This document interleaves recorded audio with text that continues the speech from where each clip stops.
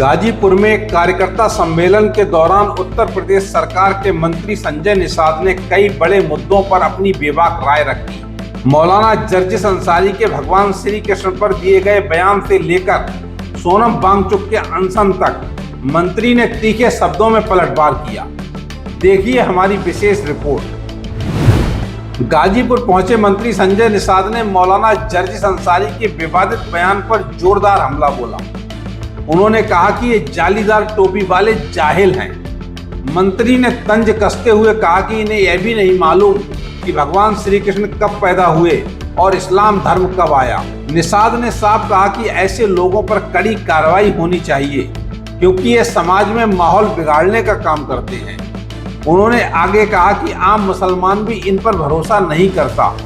निषाद का आरोप था कि ये लोग मुसलमानों से सिर्फ झंडा उठवाते हैं और उनकी पीठ पर डंडा मारते हैं। ये जाहिल हैं, जालीदार टोपी वाले। इन्हें पता ही नहीं कब ख्रिस्त पैदा हुए, कब मोहम्मद साहब पैदा हुए, इस्लाम धर्म कब आया, बदनसी कब आया। ये बड़ा लंबा इतिहास में सब मौजूद है ना। ये तो इस समय इनके यहाँ ईस्वी में पैदा हुए हैं, वो संबंध में पैदा, दोनों में अंतर है ना। इसलिए तो ये सब चीजें ऐसे लोगों के खिलाफ तो कार्रवाई होनी चाहिए। सब माहौल खराब करते हैं ऐसे। अब सब मुसलमान भी इन सबों पर विश्वास नहीं कर रहा क्योंकि यही मौलाना लोग उठवाते हैं उनसे झंडा, अब पीठ पर फिरवाते हैं डंडा, बनवाते हैं अंदर चलता लूट करते। अब मुसलमान के बच्चों को पढ़ने लिखने का अधिकार मिले, इसलिए हमारी सरकार सच्चर कमेटी की रिपोर्ट क्या कहती है, इन लोगों ने बटन दबवा दिया आते सही किया। हम बदले में मुसलमान की हमारी सरकार अनाज हम दे रहे हैं, मकान हम दे रहे हैं, इलाज हम दे रहे हैं। मुसलमान भेदभाव थोड़ी है। सबसे ज्यादा यूनिट उन्हीं का, सबसे ज्यादा इलाज उन्हीं का, आयुष्मान भारत कार्ड है। इसलिए ऐसे जालीदार टोपी वालों को थोड़ा सा हमको लगता है दुख लगता है। दिल्ली में सोनम वांगचुक के अनशन पर प्रतिक्रिया देते हुए संजय निषाद ने कहा कि देश संविधान से चलता है, ना कि किसी एक व्यक्ति के कहने से। उन्होंने कहा कि वोटर सुप्रीम है और जिसके पास जनमत और बहुमत है वही फैसला लेगा।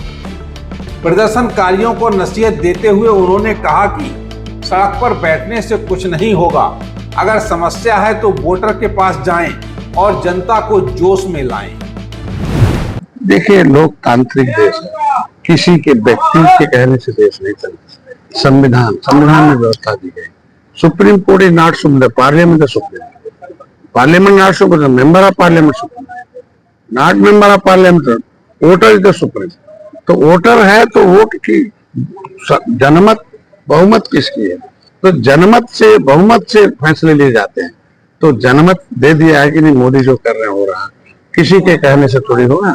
ये तो विपक्ष के लोग, कांग्रेस चाहती है कि ऐसे तमाम क्रांतिकारी नेता ऐसे अनशन पर बैठे हैं, जिंदगी दिमाग बुद्धि सब खराब हो जाए और अपना सीखते हैं। हम तो चाहते हैं कि उनको लोकतांत्रिक ढंग से अपनी बात को रखें। इस तरीके का हम समझना चाहिए। हमको लगता है कि वोट तो गांव में है, वोट पड़ेगा गांव में, जनता है गांव, सड़क पर बैठने पर मिलेगा।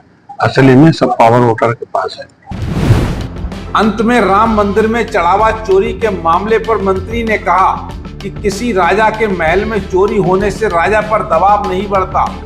जो गलत करेगा उसे सजा जरूर मिलेगी। उन्होंने कहा कि चोरी करने वालों को जेल हुई, बेल नहीं हुई, बंद हो गया सब खेल। अरे किसी राजा के महल में चोरी हो जाए तो राजमहल और राजा पर प्रभाव पड़ने वाला क्या? चोर जितना बड़ा होगा उसे सजा करना होगा। राम मंदिर होता है कुछ नहीं, तो जाएंगे जेल, और नहीं होगा बेल, देखो गए जेल, नहीं होगा बेल, नहीं, सब बंद हो गया खेल। गाजीपुर से हमारे संवाददाता पवन मिश्रा की रिपोर्ट।